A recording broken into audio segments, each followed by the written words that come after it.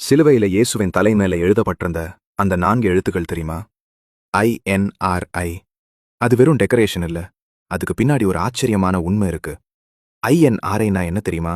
Latin மொழியில இயேசுஸ் நசரேனுஸ் Rex யூதேயோரும், அதாவது நசரேயனாகிய இயேசு யூதர்களின் ராஜா. இப்போ கேள்வி, யார் இதை எழுதுனாங்க? ரோமானிய ஆளுநர் பிலாத்து. அவரோட நோக்கம் என்ன தெரியுமா? கேலி. ஒரு ஏழை தச்சன் சிலுவையில மரிக்கிறவன் அவனை ராஜான்னு எழுதுறது அவருக்கு அது ஒரு நகைச்சுவை. ஆனா யாருக்கு இது நகைச்சுவை இல்ல தெரியுமா?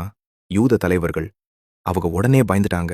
யூதர்களின் ராஜான்னு எழுதாதீங்க, அவர் தன்னைத்தானே யூதர்களின் ராஜா என்று சொன்னார்னு எழுதுங்கன்னு பிலாத்துவிடம் கேட்டாங்க. அப்போ பிலாத்து என்ன சொன்னார் தெரியுமா? நான் எழுதினதே. அவர் அதை மாற்ற மறுத்தார். இங்கதான் ட்விஸ்ட் இருக்கு. அறியாமலேயே பிலாத்து எபிரேயம், லத்தீன், கிரேக்கம் 3 மொழிகளிலும் ஒரு அறிவிப்பு போட்டார். இயேசுவே ராஜா.